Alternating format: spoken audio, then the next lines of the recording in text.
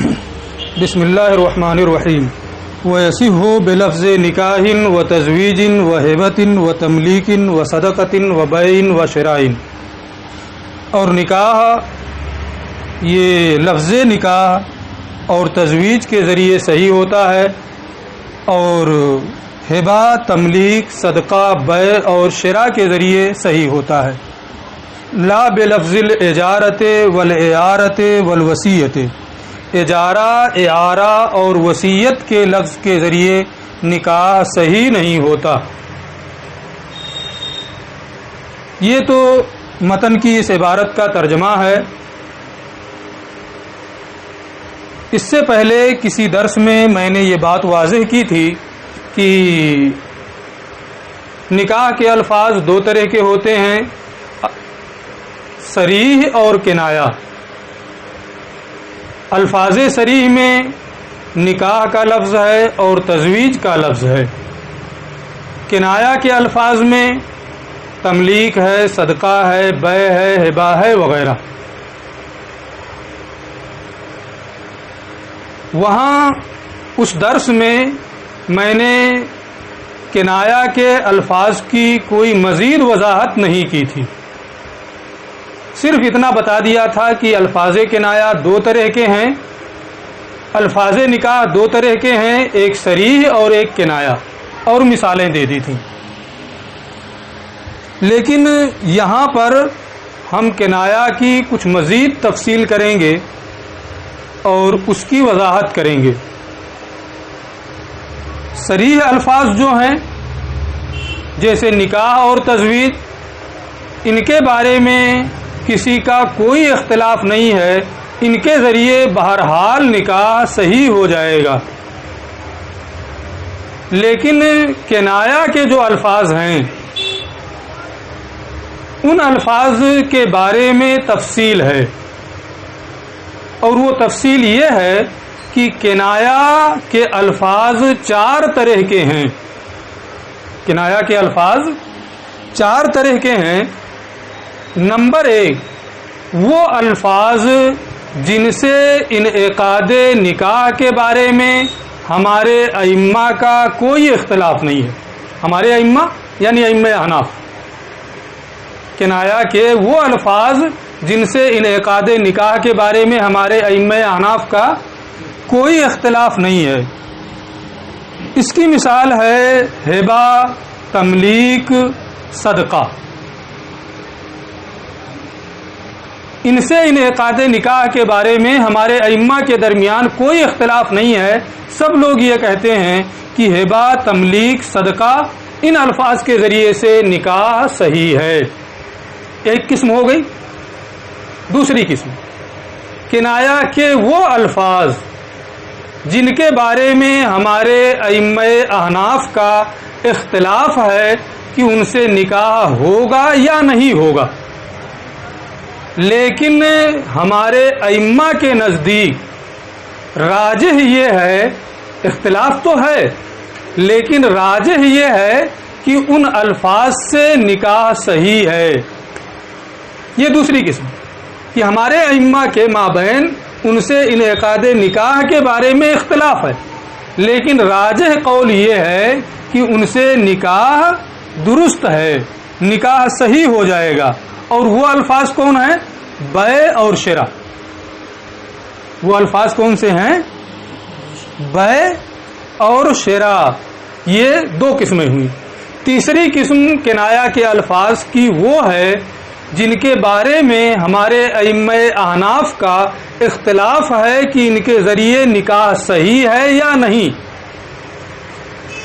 لیکن راجح ہمارے ائمہ کے نزدیک یہ ہے کہ ان سے نکاح صحیح نہیں ہے. فرق صرف اتنا کرنا ہے، پہلے والا جو ابھی دوسرے نمبر پہ بتایا اس میں نکاح صحیح ہے راجح قول کے مطابق، اور اس تیسری قسم میں راجح قول کے مطابق نکاح صحیح نہیں ہے. وہ الفاظ کون سے ہیں؟ جیسے اجارہ اور وصیت. اجارہ اور بیچ میں ایک چھوڑ دے رہا ہوں، اجارہ اور وصیت یہ وہ الفاظ ہیں، یہ کنایہ کی تیسری قسم میں آتے ہیں. یہ وہ الفاظ ہیں جن کے بارے میں ہمارے ائمہ احناف کا اختلاف ہے کہ ان کے ذریعے نکاح ہوگا یا نہیں ہوگا، لیکن راجح یہ ہے کہ ان الفاظ کے ذریعے نکاح نہیں ہوگا۔ وہی انہوں نے کہا ہے لا بلفظ الاجارہ، کہ اجارہ کے لفظ کے ذریعے نکاح نہیں ہوگا، راجح قول کو اختیار کیا۔ 3 قسمیں ہو گئی۔ چوتھی صورت یہ ہے کہ ان سے عدم انعقاد نکاح کے بارے میں ہمارے ائمہ کا کوئی اختلاف نہیں ہے، یعنی ان سے نکاح منعقد نہیں ہوگا، سب اسی کے قائل ہیں، کسی کا کوئی اختلاف نہیں ہے۔ اور وہ لفظ ہے جیسے اعارہ، وہ لفظ کون سا ہے؟ اعارہ کا ہے نا، اس کے ذریعے سے اور بھی الفاظ ہیں، یہاں جو دیا ہے مثال انہوں نے دی ہے، میں صرف اس کی بات کر رہا ہوں۔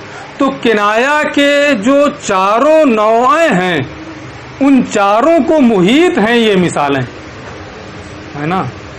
پہلی نوع جس میں کوئی اختلاف نہیں ہے انعقاد نکاح کے بارے میں، ہبہ ہے، تملیک ہے، صدقہ ہے۔ دوسری نوع اختلاف ہے لیکن راجح ہے کہ نکاح ہو جائے گا، وہ بیع اور شراء ہیں۔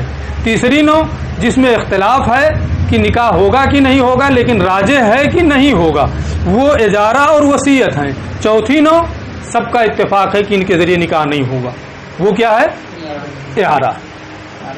تو یہ چاروں قسموں کو متن میں، کنایا کے چاروں طریقوں کو یہ متن کی عبارت محیط ہے۔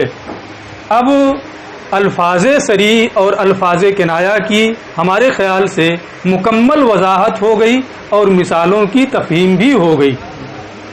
آگے شارح علیہ الرحمہ اپنی ایک کتاب کی عبارت پیش کر رہے ہیں اور فرماتے ہیں لفظ المختصری ھذا مختصر الوقایہ فی مسائل الہدایہ کی عبارت یہ ہے۔ ان کی ایک کتاب کا یہ نام ہے اور وہ اپنی کتاب کی عبارت پیش کر رہے ہیں۔ کیوں پیش کر رہے ہیں؟ وجہ کیا ہے؟ اتنی جامع عبارت متن میں موجود ہے، اتنی اچھی عبارت موجود ہے، پھر یہ اپنی کتاب کی عبارت کیوں پیش کر رہے ہیں؟ پیش کرنے کی وجہ یہ ہے کہ ان کی عبارت تمام نوعوں کو زیادہ شامل ہے، مختصر بھی ہے۔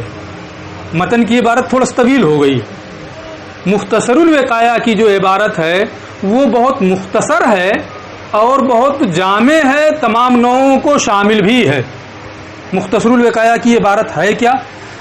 وہ عبارت یہ ہے وَيَصِحُّ بِلَفْظِ نِكَاحٍ وَتَزْوِيجٍ وَمَا وُزِعَ لِتَمْلِيكِ الْعَيْنِ حَالًا هَذَا هُوَ الضَّابِطُ۔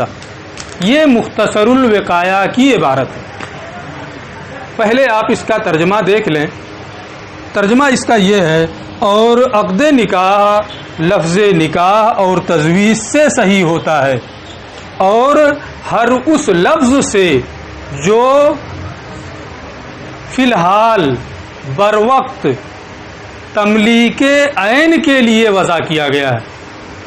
اب غور کریں کہ متن کی عبارت جو ہے نا 2.5 سطر میں، یہ صرف 1.5 سطر میں مختصر ہوئی عبارت کی نہیں ہوئی، اور یہ نوعوں کو زیادہ شامل بھی ہے، یہ تمام نوعوں کو زیادہ شامل بھی ہے۔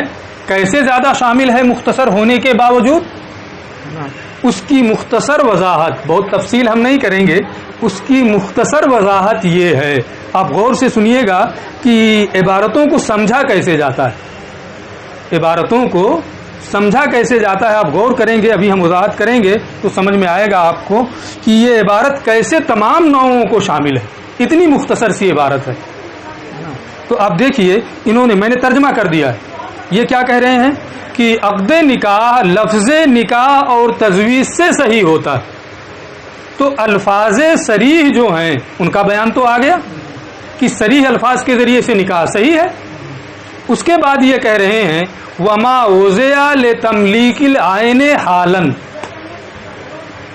جو فی الحال بروقت تملیک عین کے لیے وضع کیے گئے ہیں، تملیک عین کے لیے موضوع ہیں۔ اسی عبارت میں بہت زیادہ آپ کو غور کرنے کی ضرورت ہے۔ اب اگر کوئی لفظ ایسا ہے جو سرے سے تملیک عین پر دلالت ہی نہیں کرتا، کوئی لفظ ایسا ہے اگر جو سرے سے تملیک عین پر دلالت ہی نہیں کرتا، جیسے ودیت کا لفظ ہے، ودیت آپ پڑھ چکے ہیں، رہن کا لفظ ہے، رہن بھی آپ پڑھ چکے ہیں، یہ ودیت کا لفظ، رہن کا لفظ، یہ تملیک عین پر سرے سے دلالت ہی نہیں کرتا ہے۔ اب اگر کوئی ودیت کے لفظ کے ذریعے سے نکاح کرے، رہن کے لفظ کے ذریعے سے نکاح کرے، تو کیا اس کے ذریعے سے نکاح ہوگا؟ نہیں ہوگا، اس لیے کہ وہ تملیک عین پر دلالت ہی نہیں کر رہا ہے۔ یہ کہہ رہے ہیں کہ نکاح ان الفاظ سے ہوگا، صریح سے تو ہوگا ہی، ان الفاظ سے ہوگا جو فی الحال تملیک عین پر دلالت کریں۔ یہ الفاظ ودیت اور رہن وغیرہ کے تملیک عین پر سرے سے دلالت ہی نہیں کرتے، لہذا ان کے ذریعے سے نکاح صحیح نہیں ہوگا، ہے نا؟ بات ہو گئی۔ اور اب آپ دیکھیں کہ یہ چیز اس میں آ رہی تھی متن والی عبارت میں کہ جو سرے سے تملیک عین پر دلالت ہی نہ کریں، یہ چیز نہیں آ رہی تھی اس میں۔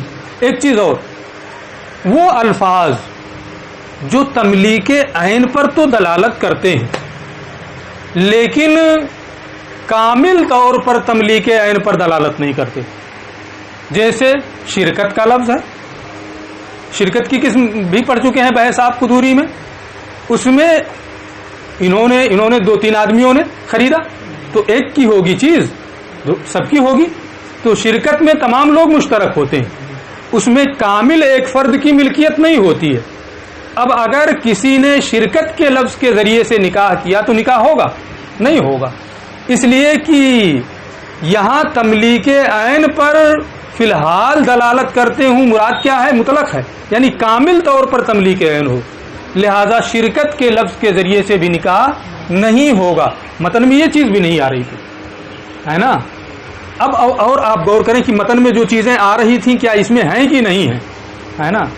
جو تملیک عین پر دلالت کرے، انہوں نے کیا تملیک کا لفظ استعمال کیا، جو تملیک پر دلالت کرے، تملیک عین پر۔ اب اگر وہ لفظ ایسا ہے کہ وہ تملیک پر دلالت نہیں کرتا ہے، وہ لفظ تملیک پر دلالت نہیں کرتا ہے، تو اس کے ذریعے سے بھی نکاح نہیں ہوگا۔ تملیک پر اگر دلالت نہیں ہو رہی ہے تو اس کے ذریعے سے نکاح نہیں ہوگا۔ اور جیسے اور تملیک عین پر اگر لفظ کی دلالت نہیں ہو رہی، تملیک عین پر اگر لفظ کی دلالت نہیں، عین کا معنی ذات شے، اگر ذات شے کے مالک بنانے پر لفظ کی دلالت نہیں ہو رہی ہے تو اس لفظ کے ذریعے سے نکاح صحیح نہیں ہوگا۔ جیسے اس سے پہلے آیا تھا اجارہ، اس سے پہلے کیا آیا تھا؟ اجارہ، اس سے پہلے کیا آیا تھا؟ اعارہ، اس سے پہلے آیا ہے وصیت۔ اجارہ تملیک عین پر دلالت کرتا ہے، میں اس گھر میں اجارے کے طور پہ ہوں، کیا مالک ہو گیا؟ میں مالک نہیں ہوا، صرف اس سے نفع اٹھانے کا مالک ہوں۔ اب اگر کوئی لفظ ایسا ہے جو تملیک عین پر دلالت نہیں کرتا بلکہ صرف تملیک منفعت کے لیے وضع کیا گیا ہے، منفعت کا مالک بنانے پر دلالت کرتا ہے، جیسے اجارہ اور اعارہ، ہے نا؟ تو یہ تملیک عین نہیں ہے بلکہ منفعت کا مالک بنانا ہے۔ تو انہوں نے کیا کہا ہے؟ تملیک عین پر دلالت کر رہا، اس کے ذریعے سے نکاح ہوگا۔ گویا اس سے اجارہ اور اعارہ یہ خارج ہو گئے، کیونکہ وہ تملیک عین پر دلالت نہیں کر رہے ہیں، تملیک عین پر دلالت نہیں کر رہے ہیں۔ ٹھیک ہے، بات ہو گئی۔ ایسے ہی اعارہ بھی خارج ہو گیا، اجارہ، دونوں خارج ہو گئے۔ یہ کس قید سے؟ عین کی قید سے، تملیک عین پر دلالت کر رہے ہیں۔ اب ایک چیز اور غور کریں، ہے نا؟ ادھر ایک لفظ کیا تھا؟ وصیت کا، ہے نا؟ کہ اس کے ذریعے سے بھی نکاح نہیں ہوگا۔ انہوں نے کیا کہا کہ بر وقت فی الحال تملیک عین پر دلالت کر رہے ہوں، ہے نا؟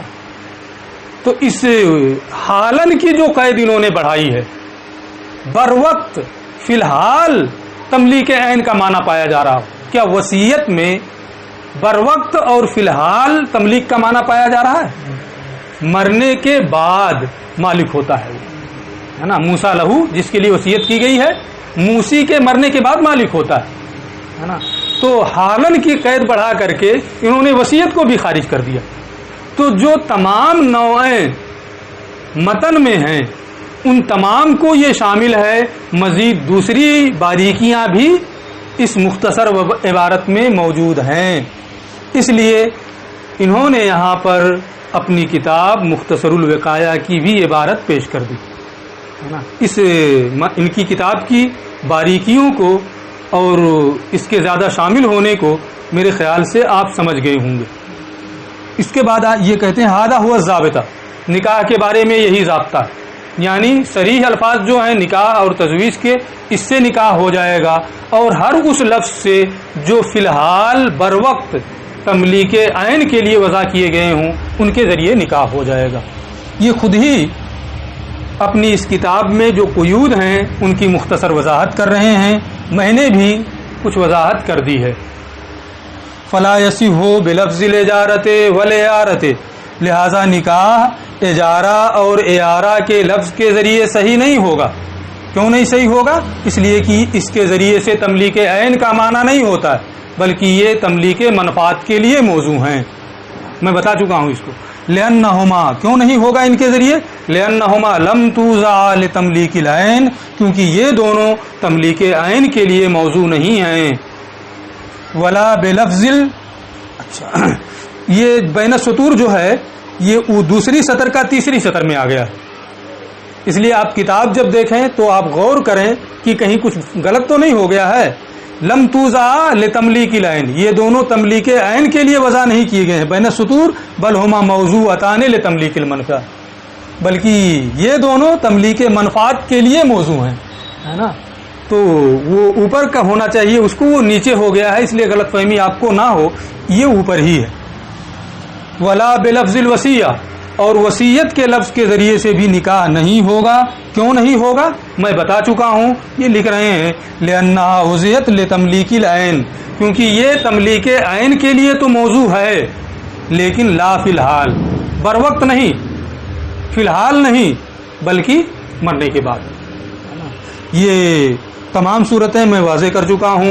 کچھ مزید صورتیں بھی میں نے واضح کی تھیں، شارح نے ان کو چھوڑ دیا ہے. اگر آپ غور سے ہماری تقریر سنیں گے تو وہ تمام چیزیں آپ کو یاد رہیں گی اور بہت کام آئیں گی. عبارتوں کو سمجھنے کا سلیقہ معلوم ہوگا، اس لیے آپ کوشش کریں کہ غور سے پوری بات سنیں. اب آگے شارح علیہ رحمہ فرماتے ہیں فاللفظ الذی وضع لتملیک العین حالا، تو وہ لفظ جو فی الحال تملیک عین کے لیے وضع کیا گیا ہے، جیسے بیع ہے، شراء ہے، تملیک ہے، ہبہ ہے، صدقہ ہے، یہ تمام کے تمام الفاظ کیسے ہیں؟ فی الحال تملیک عین کے لیے موضوع ہیں. اسی کی تفصیل یہ یہاں سے کر رہے ہیں کہ کنایا کے وہ الفاظ، صریح کے ذریعے سے تو ہو ہی جائے گا، کنایا کے وہ الفاظ جو فی الحال تملیک عین کے لیے وضع کیے گئے ہیں، اذا اطلقا، جب انہیں مطلق رکھا جائے، کوئی ایسا قرینہ نہ ہو جو معنی مجازی یا معنی حقیقی کی طرف اشارہ کر رہا ہو. کیونکہ اگر کوئی قرینہ ہوگا جس سے معنی حقیقی کی جانب اشارہ ہو جائے، یا کوئی قرینہ ہوگا جس سے معنی حقیقی کی جانب اشارہ ہو جائے، تو جس کی جانب بھی اشارہ ہوگا مجازی یا حقیقی، اس لفظ سے وہ معنی متعین ہو جائے گا. اسی لیے یہ کہہ رہے ہیں کہ جب کنایا کے وہ الفاظ جو تملیک عین فی الحال کے لیے موضوع ہیں، جب انہیں مطلق رکھا جائے، معنی حقیقی یا معنی مجازی کا وہاں کوئی قرینہ نہ پایا جا رہا ہو. وَتَكُونُ الْقَرِينَةُ دَالَّةً عَلَىٰ أَنَّ الْمَوْضُوعَ لَهُ غیر مرادن، اور قرینہ پایا جا رہا ہو، اور قرینہ پایا جا رہا ہو کہ معنی موضوع لہو، معنی حقیقی اس لفظ کا مراد نہیں ہے، اس لفظ کا معنی حقیقی مراد نہیں ہے۔ بِأَن تَكُونَ الزَّوْجَةُ حُرَّةً، اس طور سے کہ عورت آزاد ہو، فَيَثْبُتُ الْمَعْنَى الْمَجَازِي، تو معنی مجازی ثابت ہو جائے گا۔ اس کو آپ تھوڑا سا اور گہرائی میں جا کر کے سمجھیں کہ تملیک عین فی الحال پر، تملیک عین فی الحال کے لیے موضوع لفظ کو مطلق طور پر بولا گیا، معنی حقیقی کے مراد ہونے پر کوئی قرینہ موجود نہیں ہے۔ جیسے کسی شخص نے اپنی آزاد بیٹی کے بارے میں یہ کہا وَهَبْتُ لَكَ هَذَا، کسی شخص کو مخاطب کرتے ہوئے، میں نے تجھے اسے ہبہ کر دیا، وَهَبْتُ لَكَ هَذِهِ، میں نے اسے تجھے ہبہ کر دیا، یا بِعْتُ مِنْكَ هَذِهِ، میں نے اسے تمہارے ہاتھ بیچ دیا، اور سامنے والے نے کہا قبلتو، ہبہ کہا تھا، اس صورت میں بھی اس نے کہا قبلتو، بیتو کہا تھا، اس صورت میں بھی اس نے کیا کہا قبلتو، میں نے قبول کر لیا۔ تو اب یہاں تکون بیتو کا لفظ استعمال کر رہا ہے، وہبتو کا لفظ استعمال کر رہا ہے، یہ کیسا لفظ ہے؟ فی الحال تملیک عین پر دلالت کرنے والا لفظ ہے، کوئی قرینہ نہیں ہے، مہر کا ذکر نہیں ہو رہا ہے، اور بھی جو چیزیں ہیں ہے نا، قرائن جو ہیں نکاح کے، وہ قرائن نہیں پائے جا رہے ہیں، صرف وہ بیتو کہہ رہا ہے اور وہ قبل تو کہہ رہا ہے نا، یا اشترے تو کہہ رہا ہے۔ تو مہر وغیرہ کا جو ذکر ہے ان میں سے کوئی قرینہ یہاں معنی مجازی کے مراد ہونے پر یا معنی حقیقی کے مراد ہونے پر کوئی قرینہ یہاں نہیں ہے۔ اس نے بیتو کہا آزاد عورت کے بارے میں، اس نے اشتریتو کہا یا قبلتو کہا، تو اس بیتو اور اشتریتو یا بیتو اور قبلتو یا وہبتو اور قبلتو کے لفظ کے ذریعے سے نکاح منعقد ہو جائے گا۔ کب؟ جبکہ وہ عورت آزاد ہو۔ میں یہ کہہ رہا ہوں کہ آزاد، اپنی آزاد بیٹی کے بارے میں یہ کہا ہے، کیوں یہاں نکاح منعقد ہو جائے گا؟ اس لیے کہ اس عورت کا آزاد ہونا یہ خود اس بات کا قرینہ ہے کہ اسے بیچا نہیں جا سکتا، اس عورت کا آزاد ہونا یہ خود اس بات کا قرینہ ہے کہ اسے بیچا نہیں جا سکتا ہے۔ تو اگرچہ لفظ کو مطلق رکھا گیا، معنی مجازی کا کوئی قرینہ نہیں پایا جا رہا ہے، لیکن اس عورت کا آزاد ہونا یہ خود اس بات کا قرینہ ہے کہ اسے بیچا نہیں جا سکتا۔ تو اس سے مراد کون سا ہوگا؟ معنی حقیقی مراد نہیں ہو سکتا، کیونکہ وہ محل بیع ہے ہی نہیں، اور جب اسے بیچا نہیں جا سکتا ہے تو اب اسے معنی مجازی کی طرف پھیر دیا جائے گا، اور مراد کیا ہوگا اس سے؟ نکاح، اور نکاح اس لفظ کے ذریعے سے ہو جائے گا۔ بات سمجھ میں آ گئی؟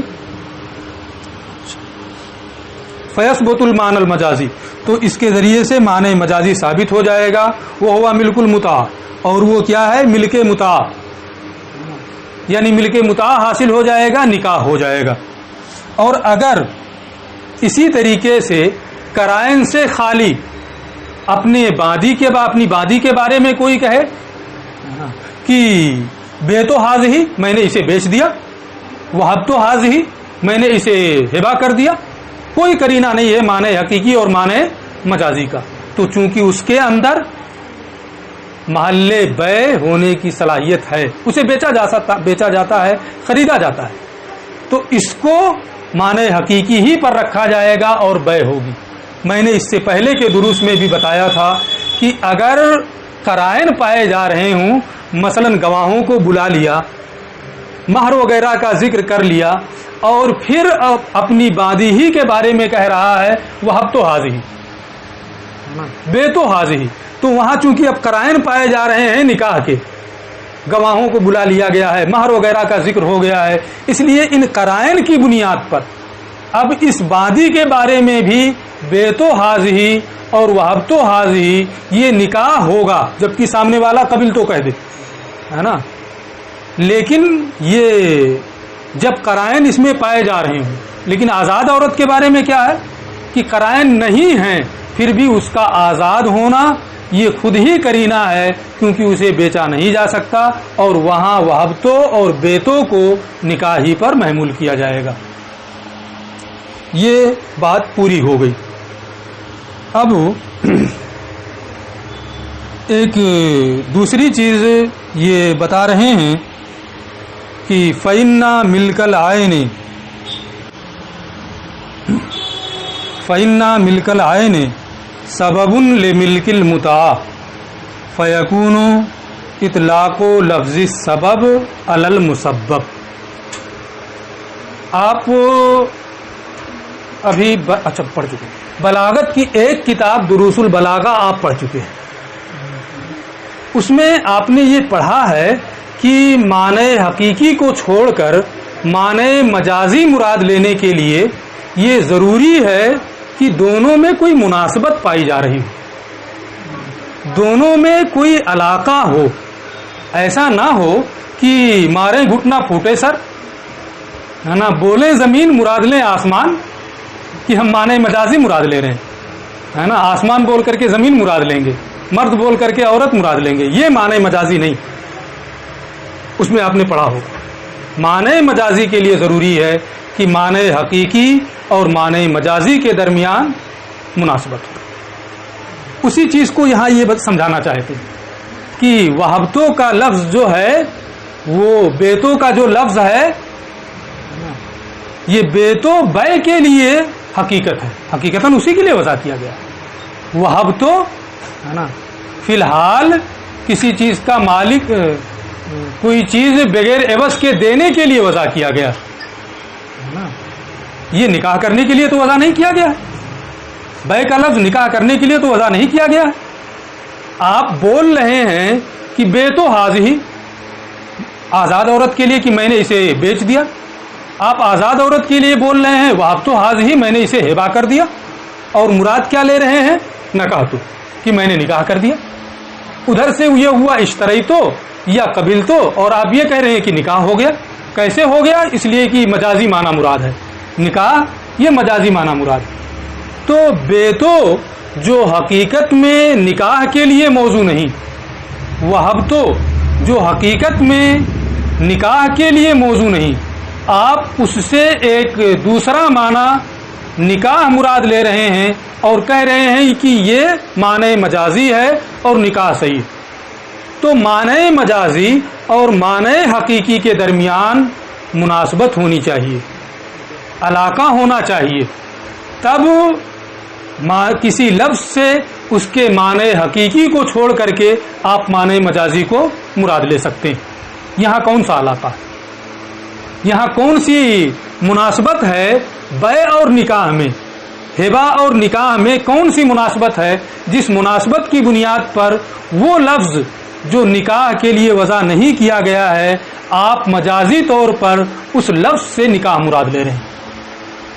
تو یہ کہتے ہیں کہ ایسا نہیں ہے کہ ہم خالی ہانک رہے ہیں، بلکہ مناسبت ہے. کیا مناسبت ہے؟ وہ یہ ہے فَإِنَّ مِلْكَ الْعَيْنِ سَبَبٌ لِمِلْكِ الْمُتَعَةِ.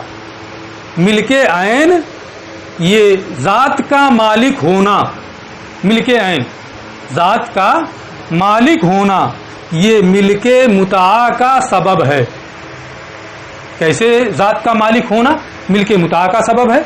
آپ بار بار پڑھ چکے ہیں لیکن جب تک یاد نہ کراؤ ذہن نہیں جاتا. جیسے کسی نے باندی خریدی، ذات کا مالک ہوا باندی کے کہ نہیں؟ مالک ہو گیا ذات کا. کیا اس باندی سے اس کے لیے فائدہ اٹھانا حلال ہے کہ نہیں؟ اس باندی سے فائدہ اٹھانا بھی حلال ہے. تو ملک عین ذات کا مالک ہونا، خریدنا، ذات کا مالک ہونا، یہ کیا ہے؟ سبب ہے. کس چیز کا؟ ملک متاع کا، کہ باندی کو خریدا، سبب پایا گیا خریدنا، تو اب وہ وہاں ملک متاع بھی پا لیا گیا کہ اس باندی کے ذریعے سے اس کے لیے فائدہ اٹھانا کیا ہو گیا؟ حلال ہو گیا۔ تو ملک عین، ذات کا مالک ہونا، یہ ملک متاع کا سبب ہوتا ہے، اور ملک عین ذات کا مالک ہونا یہ کس لفظ کے ذریعے ہوگا؟ بے کے لفظ کے ذریعے، ہبا کے لفظ کے ذریعے، ہے نا، اسی کے ذریعے تو ہوگا ملک عین۔ تو بے اور ہبا کا جو لفظ ہے نا، ملک عین کے لیے جو موضوع ہے وہ ملک متاع کا سبب ہوتا ہے، اس باندی سے فائدہ اٹھانے کا سبب ہوتا ہے۔ تو بے کا لفظ یہ سبب ہے ملک متاع کا۔ تو باب نکاح میں جب بے کا لفظ بولا گیا، بے تو، یا باب نکاح میں جب ہبا کا لفظ بولا گیا، وہب تو یہ ہے تو ملک عین کے لیے، لیکن ملک عین سے ملک متاع کا فائدہ حاصل ہوتا ہے، اور تو سبب کا لفظ بول کر کے، ملک عین یہ کیا ہے؟ سبب ہے، تو سبب کا لفظ جو بے ہے، اس بے کو بول کر کے مسبب یعنی ملک متاع مراد لیا گیا، اور معنی حقیقی کو چھوڑ کر معنی مجازی مراد لینے کے لیے کے قرائن میں سے ایک قرینہ یہ ہے کہ سبب بول کر مسبب مراد لیا جائے۔ تو یہاں ملک عین کا جو لفظ ہے، بے، ہبا، تملیک وغیرہ، یہ سبب ہے۔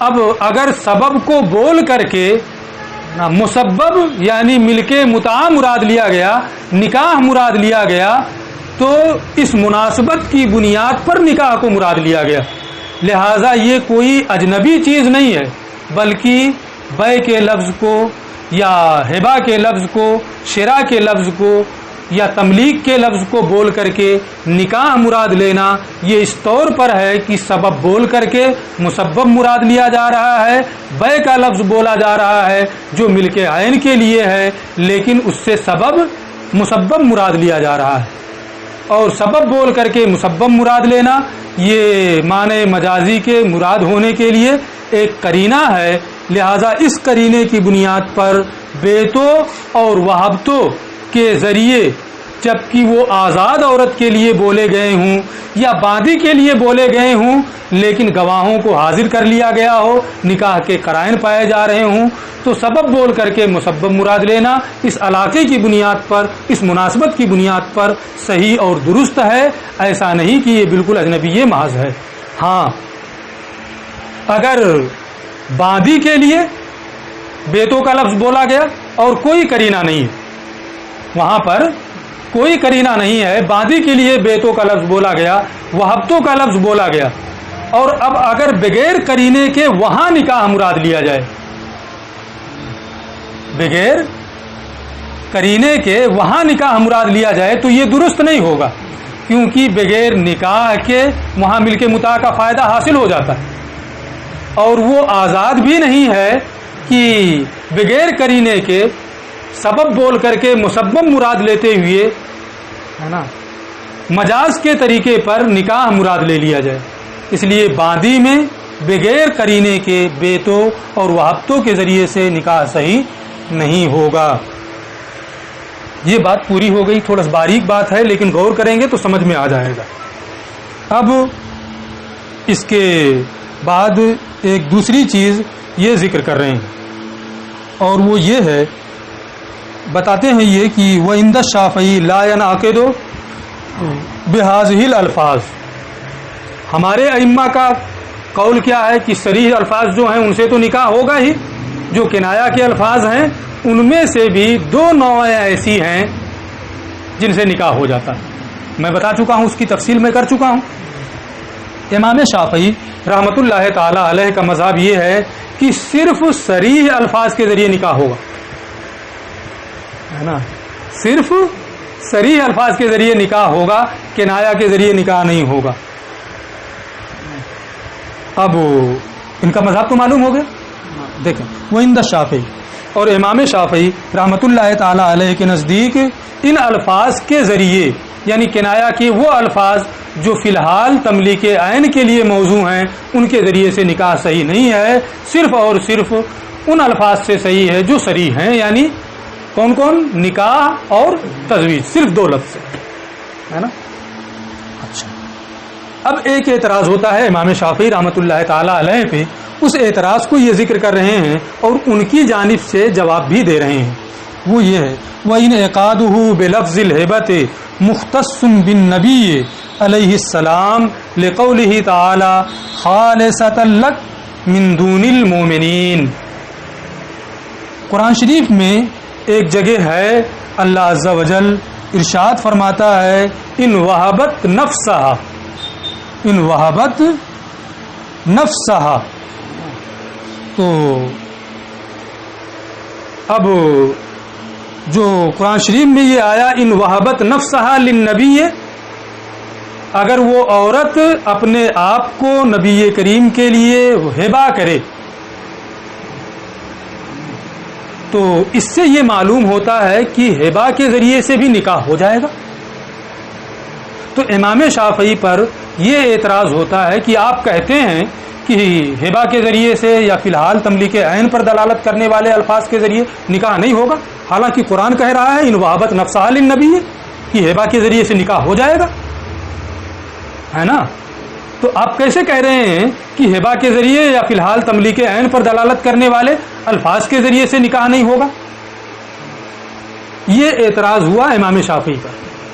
تو اس کا جواب یہ دے رہے ہیں وَإِنْ إِعْقَادُهُ, امام شافعی کی طرف سے جواب کہ نکاح کا ہبہ کے لفظ کے ذریعے منعقد ہونا, صحیح ہونا, مختص بالنبی, یہ آقا کریم علیہ الصلاۃ والتسلیم کی خصوصیات میں سے ہے, انہی کے ساتھ خاص ہے, ان کا ہو جائے گا, دوسروں کا نہیں ہوگا, ہے نا. اب پھر یہ ہوا کہ حضور کا ہو جائے گا, دوسروں کا نہیں ہوگا, ایسا کیسے؟ امام شافعی کی طرف سے یہ کہا گیا, آگے دیکھو لقولہ تعالی, اس لیے کہ اللہ عز و جل ارشاد فرماتا ہے خالصۃ لک من دون المؤمنین, یہ حکم خاص آپ کے لیے ہے, دوسرے مسلمانوں کے لیے نہیں. جواب بھی بہت اچھا ہے نا کہ آپ کا ہو جائے گا, دوسروں کا نہیں ہوگا. تو احناف کی طرف سے یہ اعتراض ہوا کہ ہبہ کا لفظ تو قرآن میں ہے, آپ کہہ رہے ہیں کہ نہیں ہوگا, ایسا کیسے؟ تو انہوں نے یہ کہا کہ یہ رسول اللہ صلی اللہ علیہ وسلم کی خصوصیات سے ہے نا. پھر یہ ہوا کہ کیسے خصوصیات سے ہے؟ انہوں نے کہا دیکھو قرآن, اللہ ارشاد فرماتا ہے خالصۃ لک من دون المؤمنین, یہ حکم خاص آپ کے لیے ہے, دوسروں کے لیے نہیں.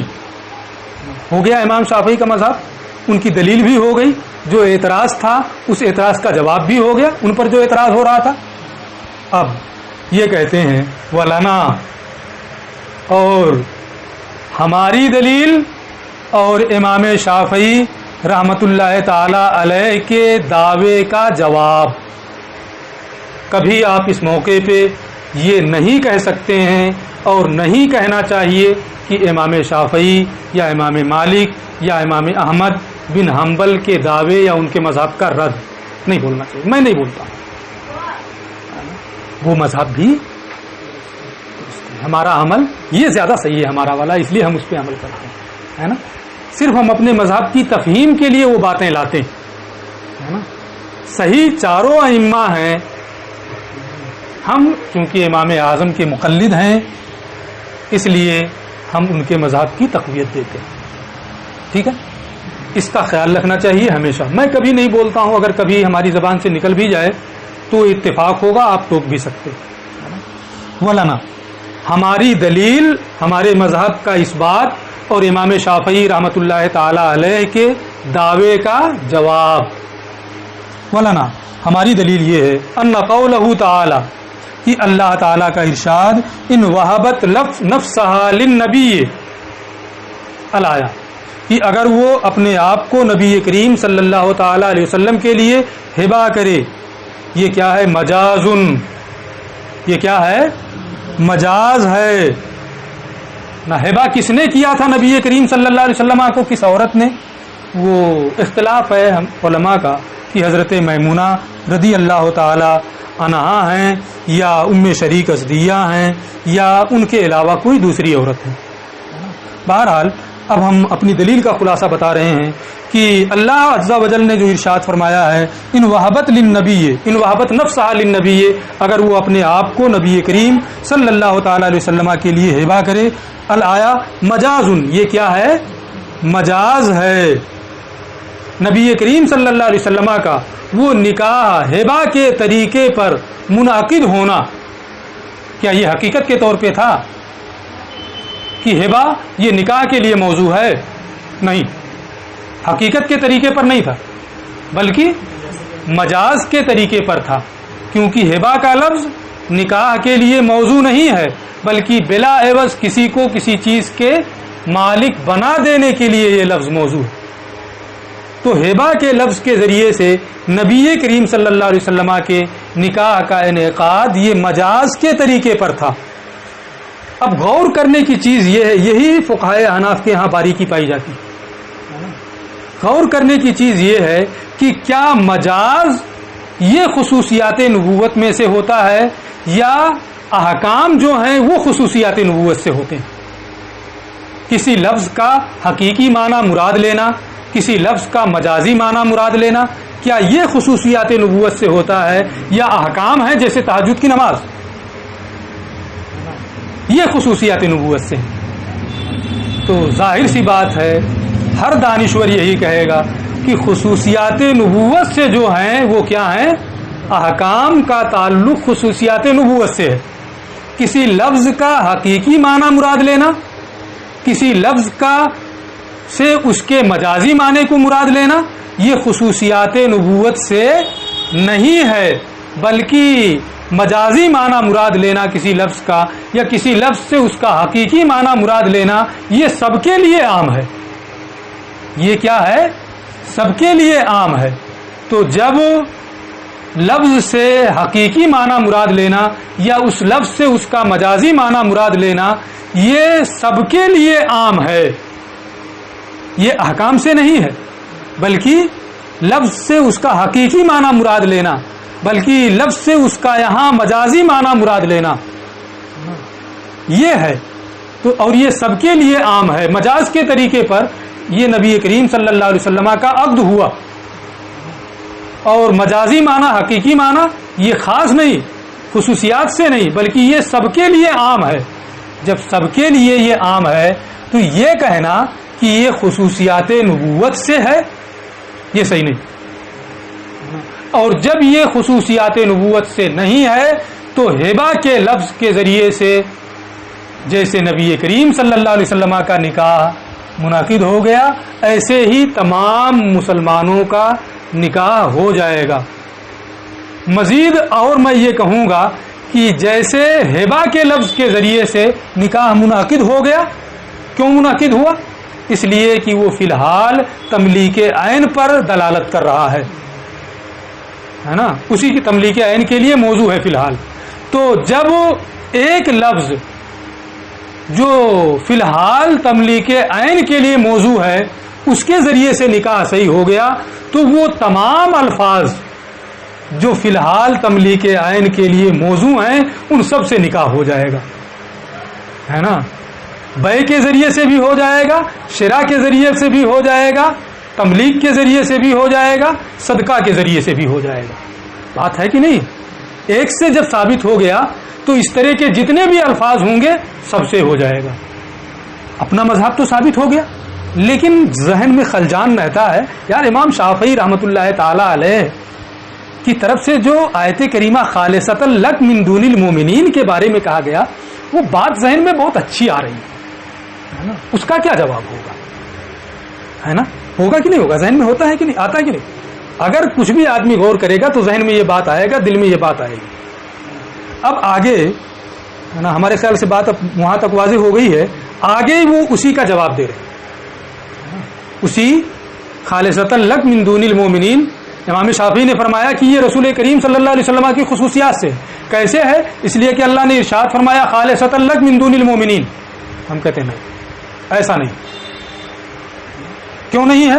وقولہ تعالی، اور اللہ اس کی دو جواب یہ دے رہے ہیں، اس کا دو جواب دے رہے ہیں. پہلا جواب وقولہ تعالی، اور اللہ عز و جل کا یہ ارشاد خالصۃ لک من دون المؤمنین کہ یہ خاص آپ کے لیے ہے، دوسرے کے لیے نہیں. یہ فی عدم وجوب المہر، یہ مہر کے واجب نہ ہونے کے سلسلے میں ہے. مہر کے واجب نہ ہونے کے سلسلے میں ہے. یعنی اگر کوئی عورت آپ کو اپنے آپ کو ہبہ کر دے، آپ قبول کر لیں بغیر مہر کے ہبہ کر دے، ہے نا، تو وہ نکاح ہو جائے گا، ہے نا، وہ نکاح ہو جائے گا اور وہ عورت آپ کے لیے حلال ہو جائے گی. اب یہ ہوگا، یہ معنی کہاں سے آپ بتا رہے ہیں؟ یہ معنی آپ کہاں سے بتا رہے ہیں کہ عدم وجوب مہر کے سلسلے میں ہے کہ نبی کریم یہ حکم کے قبیل سے ہو گیا، ہے نا، کہ آپ پر مہر واجب نہیں ہوگا. یہ آپ کہاں سے کہہ رہے ہیں؟ تو اس سلسلے میں متعدد ائمہ نے، جیسے حضرت امام ابن ابی شیبہ، حضرت عبد الرزاق، حضرت عبد ابن حمید اور دیگر ائمہ ہیں، ان لوگوں نے ایک حدیث کی تخریج کی ہے. اس حدیث کے الفاظ یہ ہیں لا یحل لأحد ان یحب ابنتہ بغیر مہر الا للنبی صلی اللہ تعالی علیہ وسلم، کہ کسی کے لیے حلال نہیں ہے کہ وہ اپنی بیٹی کسی کو بغیر مہر کے ہبہ کر دے سوائے رسول کریم صلی اللہ علیہ وسلم کے. یعنی نبی کریم صلی اللہ تعالی علیہ وسلم کو کوئی بغیر مہر کے اپنی بیٹی ہبہ کر دے تو یہ صحیح ہے، اور آپ صلی اللہ علیہ وسلم کے علاوہ کسی اور کو اگر بغیر مہر کے اپنی بیٹی کوئی ہبہ کرے لا یحل، تو یہ حلال نہیں ہے. تو بغیر مہر کے رسول کریم صلی اللہ علیہ وسلم کا نکاح صحیح ہو جائے گا، ہے نا، اس حدیث سے ثابت ہوا، لیکن دوسروں کا نکاح نہیں ہوگا. تو یہاں جو ہے ان وہبت نفسہا للنبی ہے نا، اور پھر خالصۃ لک من دون المؤمنین، یعنی بغیر مہر کے اگر کوئی عورت نبی کریم صلی اللہ علیہ وسلم کو اپنے آپ کو ہبہ کر رہی ہے یا اس کا ولی ہبہ کر رہا ہے، نبی کریم قبول کر لیں تو وہ نکاح صحیح ہے، وہ عورت نبی کے لیے حلال ہوگی. لیکن آپ کے علاوہ اگر کسی دوسرے کو بغیر مہر کے ہبہ کرے تو اب سر ہلا دیے، ہے نا، ایسا نہیں ہونا چاہیے. تفصیلات آپ قدوری میں کچھ پڑھ چکے ہیں. نکاح میں مہر ذکر کرنے کی کوئی حاجت نہیں. ذکر کیا تو بھی نکاح ہو جائے گا، نہیں ذکر کیا تو بھی ہو جائے گا. نفی کر دیا تب بھی ہو جائے گا، نہیں نفی کیا تب بھی ہو جائے گا. ہاں، مہر مثل دینا پڑے گا، اس کی گنجائش تو ہے نا، لیکن مہر دینا پڑے گا. بغیر مہر کے صحیح نہیں. نبی کریم صلی اللہ علیہ وسلم کو مہر بھی نہیں دینا. تو یہ تفصیل وہاں آپ پڑھ چکے ہیں، اس لیے میں اس میں جانا نہیں چاہتا تھا، لیکن چونکہ تھوڑا سر کی بات آ گئی اس لیے میں نے تھوڑی سی کہی. تو نبی کریم صلی اللہ علیہ وسلم کے لیے بغیر مہر کے وہ عورت حلال ہو جائے گی. دوسرے کو بہرحال مہر دینا ہے نا. ہاں، اگر پھر وہ معاف کر دے، ہے نا، متعین ہو جائے مہر مثل، اور پھر اس مہر مثل کو بھی معاف کر دے تو چلے گا، اس کی بھی گنجائش ہے. لیکن بہرحال مہر مثل یا اسے دینا ہوگا یا مہر مثل کی تعین کے بعد اسے معاف کرانا ہوگا. تو ایک جواب تو اس کا انہوں نے یہ دیا کہ خالصۃ لک من دون المؤمنین، اس کا تعلق ان وہبت نفسہا للنبی سے نہیں ہے، بلکہ عدم وجوب مہر کے سلسلے میں ہے کہ نبی کریم صلی اللہ علیہ وسلم پر مہر واجب نہیں، اس کے بغیر وہ عورت ان کے لیے حلال ہے، اور دوسروں پر مہر واجب ہوگا، دوسروں پر مہر واجب ہوگا. جواب ہو گیا نا خالصۃ لک من دون المؤمنین کا. ایک جواب یہ. دوسرا جواب او احللناہن خالصۃ لک یا خالصۃ لک من دون المؤمنین، اس کا تعلق اسی آیت کریمہ میں جو پہلے ہے یا ایھا النبی انا احللنا لک ازواجک اللاتی، الآیہ، آیت کریمہ کے شروع میں یہی ہے کہ اے نبی ہم نے آپ کے لیے آپ کی ازواج کو حلال کر دیا. یہ خالصۃ لک من دون المؤمنین جو ہے یہ ان وہبت نفسہا للنبی سے متعلق نہیں ہے بلکہ احللنا لکا سے متعلق ہے. یعنی احللناہن خالصۃ لک، ان عورتوں کو میں نے خاص آپ کی ازواج کو خاص آپ کے لیے حلال کر دیا. آپ کے اس دار فانی سے ظاہری طور پر کوچ کرنے کے بعد بھی کسی کے لیے حلال نہیں ہے کہ وہ آپ کی ازواج سے نکاح کرے. تو خالصۃ لک من دون المؤمنین کا معنی یہ ہے کہ ہم نے ان عورتوں کو آپ کی ازواج مطہرات کو آپ کے لیے خاص آپ کے لیے حلال کر دیا ہے. ظاہری طور پر دنیا سے تشریف لے جانے کے بعد بھی ان عورتوں سے کسی کا نکاح کرنا یہ حلال نہیں ہے. تو خالصۃ لک من دون المؤمنین یہ ان وہبت نفسہا للنبی ان وہبت نفسہا للنبی اس سے متعلق نہیں ہے نہ، لہذا اس سے متعلق مان کر کے اور یہ کہنا کہ یہ نبی کریم کی خصوصیات سے ہے یہ درست نہیں ہے. اے لا یحل لأحد نکاحہن، یعنی ان عورتوں سے آپ کی ازواج مطہرات سے آپ کے بعد دنیا سے ظاہری طور پر تشریف لے جانے کے بعد کسی کے لیے نکاح کرنا حلال نہیں ہے. میں سمجھتا ہوں کہ بات پورے طور پر واضح ہو گئی اور کسی طرح کا کوئی اجمال